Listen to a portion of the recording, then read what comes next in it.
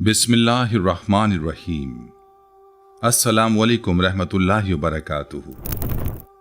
एक लम्हे के लिए तसव्वुर करें वो दौर जब कूफा की गलियां आबाद थीं। लोग आते जाते थे और उन्हीं गलियों में एक ऐसा घर भी था जहां इल्म की शम्मा रोशन थी, इंसाफ की बातें होती थीं और हक का दर्स दिया जाता था।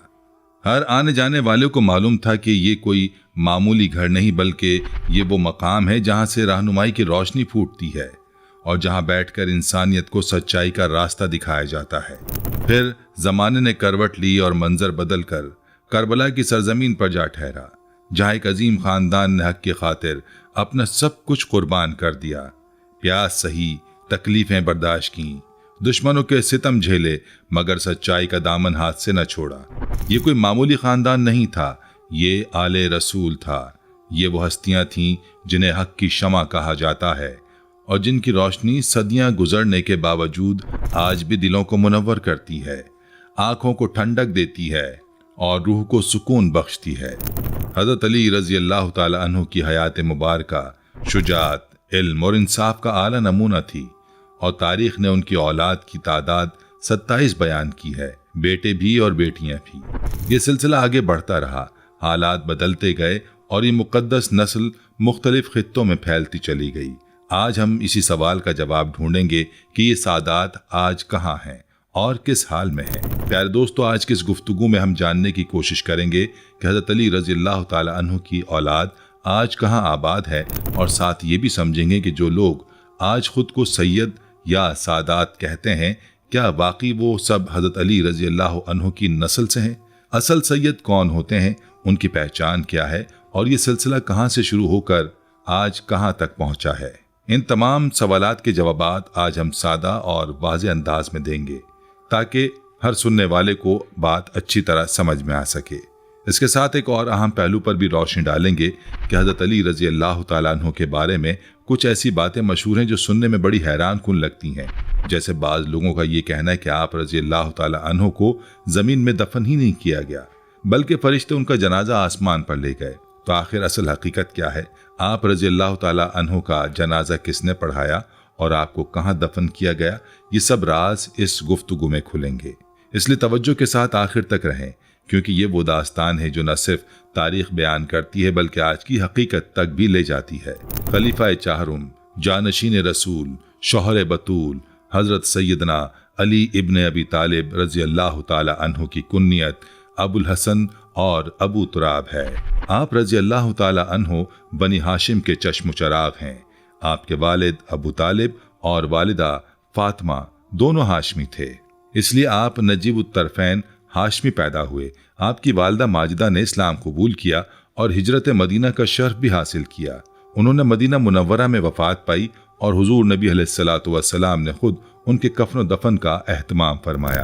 अपनी कमीज़ मुबारक उनके कफन में शामिल फरमाई और कब्र तैयार होने पर पहले खुद उसमें दाखिल हुए और उसे मुतबर्रिक फरमाया। आप अलैहिस्सलातु वस्सलाम ने मरहुमा के लिए मग़फ़िरत की दुआ फरमाई और इरशाद फरमाया कि अबू तालिब के बाद मेरी परवरिश और कफ़ालत में हज़रत अली रज़ी अल्लाह ताला अन्हु की वालदा की बहुत बड़ी खिदमात हैं और मैंने इनके हक़ में अल्लाह ताला से दुआ की है कि कब्र की सख्तियाँ इन पर आसान हों। हज़रत अली रज़ी अल्लाह ताला अन्हु की विलादत मक्का मुकर्रमा में आमुल फील के 7 साल बाद हुई। बाज़ सीरत निगार लिखते हैं कि आप नबी सल्लल्लाहु अलैहि वसल्लम की विलादत के 30 साल बाद दुनिया में तशरीफ़ लाए।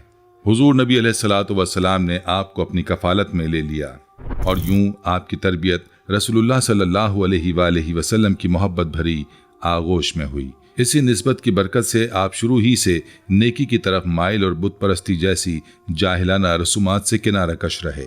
ये तरबियत कोई मामूली तरबियत नहीं थी बल्कि ये वो दर्सगाह थी जहाँ से एक ऐसा इंसान निकला जिसने पूरी दुनिया के सामने इस्लाम की सच्चाई और बहादुरी की लाजवाब दास्तान रकम की। शेर खुदा हज़रत अली रज़ी अल्लाह ताला अन्हु इस्लाम कबूल करने वालों में सबसे पहले लोगों में शामिल हैं। आपकी उम्र मुबारक सिर्फ 9 साल थी जब आप मौसिन इंसानियत नबी पाक सल्लल्लाहु अलैहि वसल्लम के दस्ते मुबारक पर मुशर्रफ बा इस्लाम हुए। मक्की ज़िंदगी के नशे व फराज में आप हर कदम नबी अकरम सल्लल्लाहु अलैहि वसल्लम के साथ रहे। मदीना में दामाद नबी सल्लल्लाहु अलैहि वसल्लम का शर्फ हासिल हुआ متعدد غزوات میں بے مثال شجاعت کا مظاہرہ کرتے ہوئے شیر خدا کا لقب پایا۔ فتح خیبر اللہ تعالیٰ نے آپ رضی اللہ عنہ کے ہاتھوں پر عطا فرمائی۔ خلفائے راشدین رضی اللہ تعالیٰ عنہم کے دستے راست رہے اور امت مسلمہ کے چوتھے خلیفہ کی حیثیت سے آپ قیامت تک مسلمانوں کے دلوں میں زندہ رہیں گے۔ آپ کی ولادت 13 رجب کو ہوئی اور یہ مدت ہجرت مدینہ سے کم و بیش 21 سال پہلے بنتی ہے۔ علی نام رکھا گیا۔ والدہ حیدر یعنی شیر کہہ کر پکارتی تھیں، جبکہ مرتضیٰ اور اسد اللہ کے القاب خود رسول اللہ صلی اللہ علیہ وآلہ وسلم نے عطا فرمائے، اور امت آپ کو امیر المومنین کے خطاب سے یاد کرتی ہے۔ یہ وہ شخصیت ہے جس کی شان میں خود رسول اللہ صلی اللہ علیہ وآلہ وسلم نے ارشاد فرمایا کہ میں علم کا شہر ہوں اور علی رضی اللہ تعالی عنہ اس کا دروازہ ہے، یعنی جو علم کو پانا چاہے وہ علی کا دامن تھامے۔ پیارے دوستو، حضرت علی رضی اللہ تعالی عنہ آپ علیہ الصلوۃ والسلام کے چچا زاد بھائی تھے، اور آپ کی پرورش، نگہداشت اور تربیت براہ راست نبی کریم صلی اللہ علیہ وآلہ وسلم کی زیر نگرانی ہوئی۔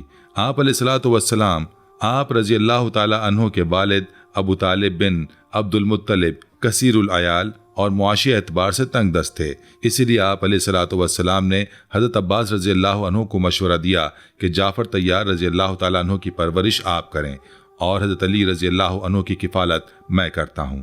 اس وقت حضرت علی رضی اللہ عنہ کی عمر مبارک صرف 3 سال تھی۔ اس طرح آپ کی صحبت شروع ہی سے نبوی ماحول میں رہی اور جہالت کی آلودگیوں سے پاک و صاف رہی۔ بڑے ہوئے تو سفر اور ہجر میں ہمیشہ آپ علیہ الصلوۃ والسلام کے ساتھ رہے، گھر کے تمام معاملات میں ہاتھ بٹاتے اور اپنی عمر کے مطابق ذمہ داریاں نبھانے میں مدد کرتے۔ یہی وجہ ہے کہ آپ رضی اللہ تعالی عنہ کے اخلاق و عادات پر اخلاق نبوی کی اتنی گہری چھاپ تھی کہ دیکھنے والے اکثر حیران رہ جاتے تھے۔ بعثت کے بعد جب رشتہ داروں کو دعوت دینے کا حکم آیا تو آپ علیہ الصلوۃ والسلام نے بنی ہاشم کے سبھی افراد کو کھانے پر بلایا اور انہیں ایمان کی دعوت دی۔ اس موقع پر حضرت علی رضی اللہ عنہ نے فرمایا کہ گو میں عمر میں چھوٹا ہوں، میری ٹانگیں کمزور ہیں اور آنکھوں کی تکلیف میں مبتلا ہوں، مگر میں آپ کا مددگار بنوں گا۔ اس وقت آپ رضی اللہ عنہ کی عمر مبارک صرف 8 سال تھی، مگر حوصلہ اور عزم کا یہ اظہار ہر بڑے سے بڑے انسان کو شرمندہ کر دینے کے لیے کافی تھا۔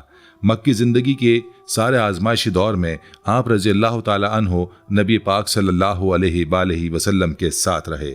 خود فرماتے ہیں کہ میں نبی صلی اللہ علیہ وآلہ وسلم کے پیچھے اس طرح چلتا تھا جیسے اونٹنی کا بچہ اپنی ماں کے پیچھے چلتا ہے۔ تبلیغی اسفار میں اکثر آپ ہی رفیق سفر ہوتے۔ 3 سالہ شیب ابی طالب کی گھٹن بھری قید میں بھی نبی علیہ الصلوۃ والسلام کے ہمراہ رہے اور اس کٹھن وقت میں بھی حوصلہ نہ ہارا۔ ہجرت کی آخری رات آپ ہی بستر نبوی پر آرام فرما ہوئے۔ یہ گویا موت کا بستر تھا اور آپ رضی اللہ عنہ نے حکم نبوی کے سامنے جان کی بھی پرواہ نہ کی اور مسکراتے ہوئے اس خطرے کو قبول کر لیا۔ اگلے دن امانتیں لوٹا کر مدینہ کی طرف روانہ ہوئے۔ جب حضور علیہ الصلوۃ والسلام قباء کے مقام پر قیام پذیر تھے تو حضرت علی رضی اللہ تعالی عنہ اس حال میں آپ سے ملے کہ دونوں پاؤں چھالوں سے بھرے ہوئے تھے، یعنی پیدل سفر کی تکلیف بھی برداشت کی مگر نبی علیہ الصلوۃ والسلام کے ساتھ رہنے کی تڑپ دل سے نہ گئی۔ مواخات کے موقع پر آپ علیہ الصلوۃ والسلام نے خود کو انصار میں شامل فرما کر مہاجرین میں سے حضرت علی رضی اللہ عنہ کو اپنا مواخاتی بھائی قرار دیا اور فرمایا کہ تم دنیا اور آخرت میں میرے بھائی ہو۔ یہ الفاظ محض رسمی نہیں تھے بلکہ ان میں وہ گہری محبت تھی جو نبوت اور ولایت کے ملاپ سے جنم لیتی ہے۔ جب آپ کی عمر 22-23 سال کی ہوئی تو آپ علیہ الصلوۃ والسلام نے اپنی سب سے چھوٹی اور لاڈلی بیٹی خاتون جنت حضرت فاطمۃ الزہرا رضی اللہ تعالی عنہا کا نکاح آپ رضی اللہ تعالی عنہ سے فرما دیا، اور یوں آپ داماد نبی صلی اللہ علیہ وآلہ وسلم بن کر عزت و شرف میں سب سے آگے نکل گئے۔ یہ 2 ہجری کا واقعہ ہے اور اس نکاح نے وہ مقدس رشتہ قائم کیا جس سے آگے چل کر آل رسول کا وہ سلسلہ شروع ہوا جو آج بھی دنیا میں موجود ہے۔ مدنی زندگی کے تمام غزوات میں شیر خدا حضرت علی رضی اللہ عنہ نبی کریم صلی اللہ علیہ وآلہ وسلم کے دست راست رہے۔ بدر، احد اور خندق کے معرکوں میں آپ رضی اللہ تعالی عنہ نے عزم و ہمت، شجاعت اور جواں مردی کی عظیم تاریخ رقم کی۔ صلح حدیبیہ کا معاہدہ آپ ہی نے تحریر کیا۔ مارکہ خیبر میں مرحب جیسے بدنام پہلوان سے نمٹنا صرف آپ رضی اللہ عنہ کا ہی حصہ تھا۔ آپ نے اس کے وار کے جواب میں ایسا وار کیا کہ اس کا سر جبڑوں تک پھٹ گیا اور آخری قلعے کا دروازہ آپ نے اپنے ایمانی ہاتھوں سے اکھاڑ پھینکا۔ مکہ میں چڑھائی کے وقت جاسوسی کا خط لے جانے والی عورت کو بھی آپ نے پکڑا اور اس سے خط برآمد کیا۔ حضرت علی رضی اللہ تعالیٰ عنہ صرف غزوہ تبوک میں شامل نہ ہوئے کیونکہ آپ علیہ الصلوۃ والسلام نے انہیں بطور نائب مدینہ میں رہنے کا حکم فرمایا تھا۔ وصال نبوی کے وقت ام المومنین حضرت عائشہ رضی اللہ تعالیٰ عنہ کے حجرہ مبارک میں حضرت علی رضی اللہ تعالیٰ عنہ نے چند دیگر اصحاب رسول صلی اللہ علیہ وآلہ وسلم کے ساتھ مل کر نبی علیہ الصلوۃ والسلام کو غسل دیا اور تہجیز و تکفین کا کام سر انجام دیا۔ وصال نبوی اہل بیت کے لیے کسی صدمے سے کم نہ تھا، مگر شیر خدا حضرت علی رضی اللہ تعالیٰ عنہ نے بڑے حوصلے، صبر اور ہمت سے اس مرحلے پر خود کو اور اہل بیت نبوی کو بخوبی سنبھالا۔ پیارے دوستو، حضرت علی رضی اللہ تعالیٰ عنہ خلفائے ثلاثہ یعنی حضرت ابو بکر، حضرت عمر اور حضرت عثمان رضی اللہ تعالیٰ عنہم کے زمانوں میں ان کے دست راست رہے اور مختلف اہم امور میں ان کی رہنمائی فرماتے رہے۔ ایران پر چڑھائی کے موقع پر شیر خدا حضرت علی رضی اللہ تعالیٰ عنہ ہی تھے جنہوں نے حضرت عمر رضی اللہ تعالیٰ عنہ کو کسی صورت مرکز خلافت مدینہ منورہ نہ چھوڑنے کا مشورہ دیا تھا۔ ایک موقع پر آپ رضی اللہ تعالیٰ عنہ نے خود اس کا اعتراف کیا جب کسی نے پچھلے خلفاء کے دور کی بہتری اور آپ کے دور خلافت کی خرابی کا شکوہ کیا تو آپ رضی اللہ عنہ نے فرمایا کہ انہیں مشورہ دینے والے ہم تھے اور ہمیں مشورہ دینے والے تم ہو۔ حضرت علی رضی اللہ تعالیٰ عنہ کی قائم کردہ کمیٹی جس میں حضرت عثمان، حضرت علی، حضرت طلحہ، حضرت زبیر، حضرت عبد الرحمن بن عوف اور حضرت سعد بن ابی وقاص رضی اللہ تعالیٰ عنہم شامل تھے، اس کمیٹی کے فیصلے میں حضرت عثمان رضی اللہ عنہ کے بعد دوسرا نمبر حضرت علی رضی اللہ تعالیٰ عنہ کا تھا۔ حضرت عثمان رضی اللہ تعالیٰ عنہ کی شہادت کے بعد 3 دن تک منصب خلافت خالی رہا۔ مدینہ پر فتنہ پرواز لوگوں کا قبضہ تھا اور کوئی بھی نامور شخصیت بار خلافت اٹھانے کو تیار نہ تھی۔ ان حالات میں انصار و مہاجرین کے بزرگ جمع ہو کر حضرت علی رضی اللہ تعالیٰ عنہ کے پاس تشریف لائے اور انہیں اس منصب کو قبول کرنے کی دعوت دی۔ ابتدا میں آپ نے انکار کیا اور فرمایا کہ مجھے امیر کے بجائے وزیر بننا پسند ہے، مگر حالات کی ضرورت اور امت مسلمہ کا اجماع دونوں آپ کی ذات پر ہی آ کر مرکوز ہو رہے تھے اور آپ کی بلند ہمت نے اس نازک وقت میں امت کی باغ ڈور سنبھالنے کا فیصلہ کیا۔ اقتدار سنبھالتے ہی حضرت علی رضی اللہ تعالیٰ عنہ نے گزشتہ خلفائے راشدین کی سنت کے مطابق تمام مسلمانوں کے سامنے خطبہ دیا۔ آپ رضی اللہ تعالیٰ عنہ نے فرمایا، اللہ تبارک و تعالیٰ نے انسانوں کی ہدایت اور رہنمائی کے لیے قرآن مجید نازل فرمایا ہے، اس میں خیر و شر سب کھول کھول کر بیان فرما دیے ہیں۔ تم اللہ تعالیٰ کے عائد کردہ فرائض ادا کرو، تمہیں جنت ملے گی۔ اللہ تعالیٰ نے حرمت پاک کو محترم ٹھہرایا ہے، مسلمانوں کی جان کو ہر چیز سے زیادہ قیمتی قرار دیا ہے اور مسلمانوں کو خلوص و اتحاد کی تلقین کی ہے۔ مسلمان وہ ہے جس کے ہاتھ اور زبان سے دوسرے مسلمان محفوظ رہیں۔ اللہ کے بندوں سے معاملہ کرتے ہوئے اللہ سے ڈرو۔ قیامت کے روز زمینوں اور مویشیوں کے بارے میں تم سے باز پرس ہوگی۔ اللہ تعالیٰ کی اطاعت کرو اور اس کے احکامات کی خلاف ورزی سے بچو۔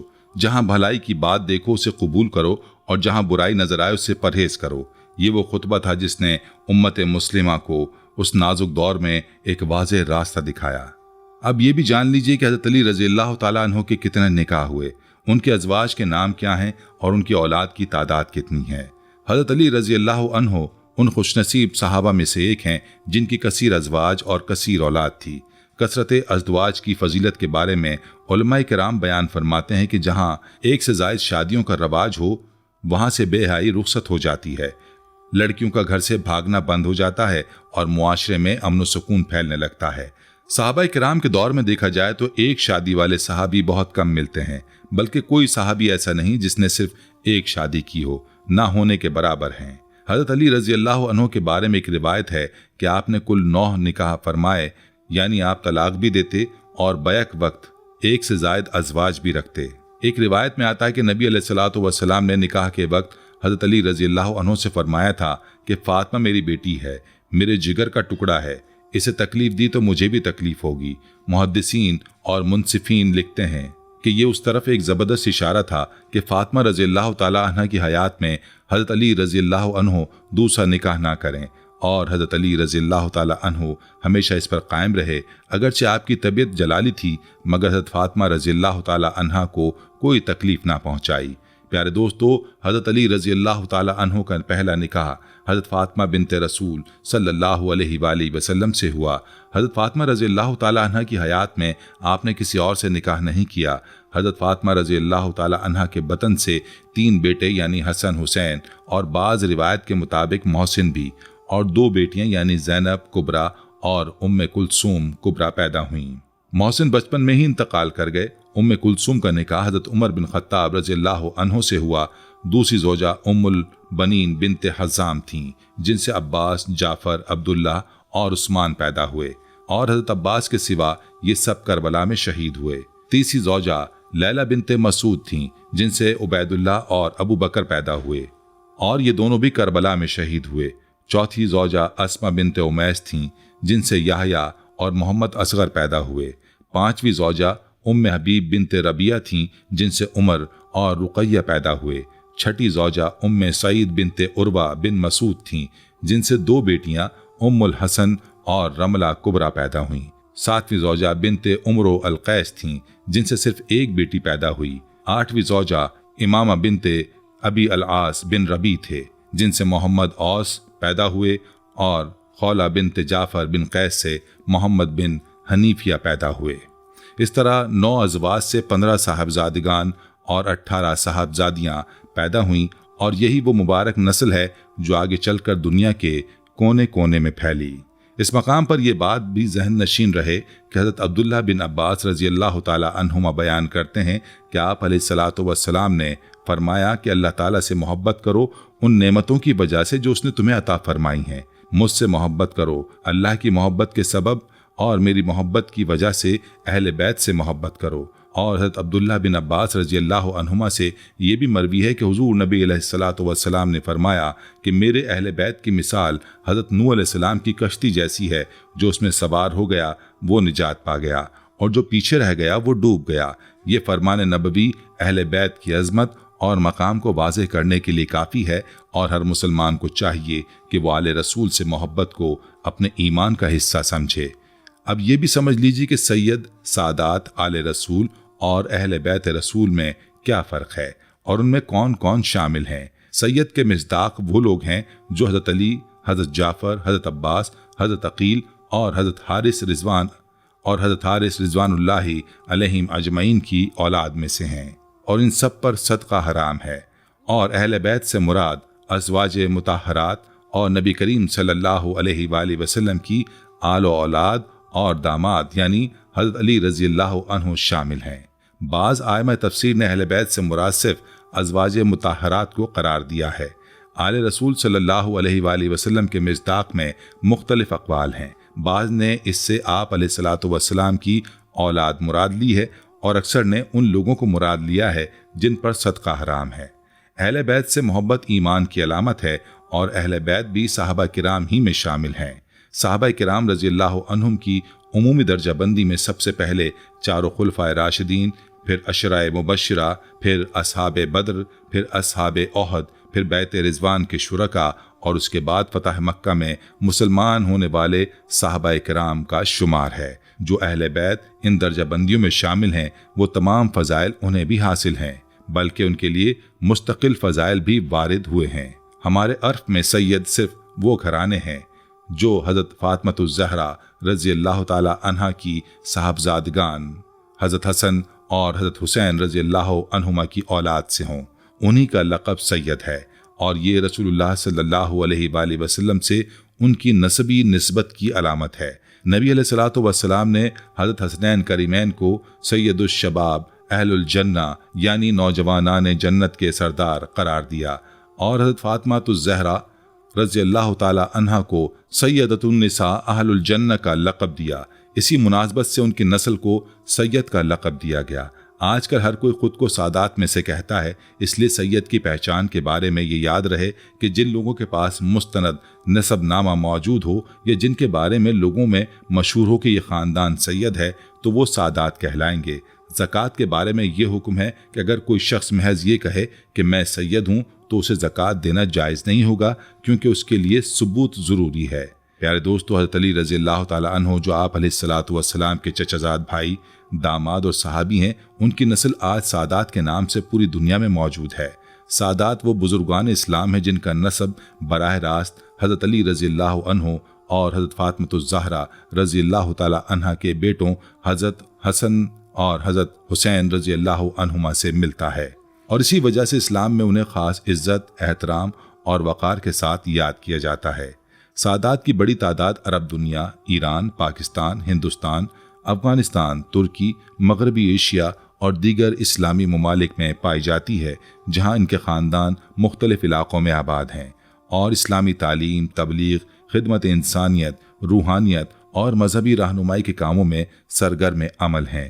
ان سادات کے گھرانے ہمیشہ سے دینی کاموں، مساجد اور مدارس کے ذریعے اسلام کی اشاعت، لوگوں کو دین حق کی طرف راغب کرنے اور اخلاق و آداب سکھانے میں مشغول رہے ہیں۔